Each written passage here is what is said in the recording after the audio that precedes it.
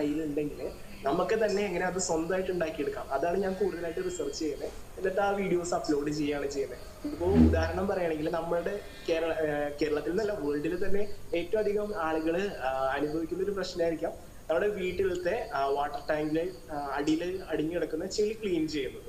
അപ്പോൾ അതിന്റെ നമ്മൾ അതിനുള്ളൊരു ഡിവൈസ് ചെയ്തിരുന്നു. അതിന് ഏകദേശം ഒരു 50 രൂപ നമുക്ക് ചെലവ് വരുന്നുള്ളൂ. അത് നമ്മൾ ഓൺലൈനൊക്കെ നമ്മൾ പർച്ചേസ് ചെയ്യണമെങ്കിൽ, ഇപ്പോഴാണ് ഓൺലൈൻ വന്നു തുടങ്ങിയത്, ഓൺലൈനൊക്കെ പർച്ചേസ് ചെയ്യണമെങ്കിൽ അതിന് 2000-3000 രൂപയാണ് വില വരുന്നത്. അത് നമുക്ക് വെറും 50 രൂപയ്ക്ക് നമ്മുടെ വീട്ടിൽ തന്നെ ഉണ്ടാക്കിയെടുക്കാം.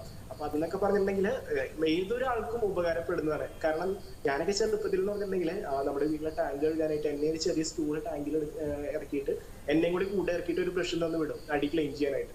അപ്പൊ അതൊക്കെ ഭയങ്കര അപകടം പിടിച്ച കാര്യങ്ങളാണ്. അപ്പോ കൊച്ചുകുട്ടികളൊക്കെയാണ് മെയിനായിട്ട് അതിനുവേണ്ടി ഉപയോഗിക്കുന്നത് കേട്ടോ. അപ്പോ അങ്ങനത്തെ ഒരു സാഹചര്യമൊക്കെ ഇല്ലാതിരിക്കാൻ വേണ്ടിയിട്ട് നമ്മൾ അടിപൊളി ഒരു സാധനം കണ്ടുപിടിച്ചായിരുന്നു, ഒരു വാട്ടർ ക്ലീനർ.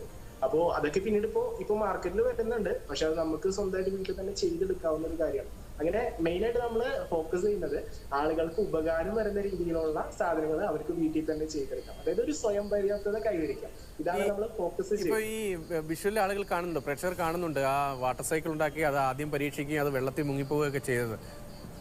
ഓക്കെ. നമ്മള് അത് വേറെ ഒന്നും കൊണ്ടല്ല, അത് മുങ്ങിപ്പോകുന്ന ഒരു സെക്ഷനും കൂടി ഇട്ടത്.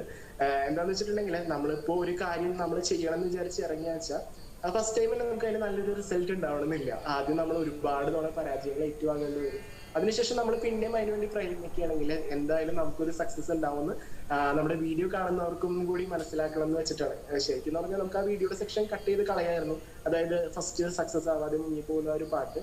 പക്ഷെ എല്ലാവരും അറിയണം, നമ്മള് ഒരു തവണ ചെയ്ത് തോറ്റുപോയാലും നമ്മൾ പിന്മാറാതെ പിന്നെയും ചെയ്ത് കഴിഞ്ഞാൽ അതിന് നമുക്ക് നല്ലൊരു റിസൾട്ട് ഉണ്ടാവുമെന്ന് എല്ലാവരും അറിയണം. ശരി.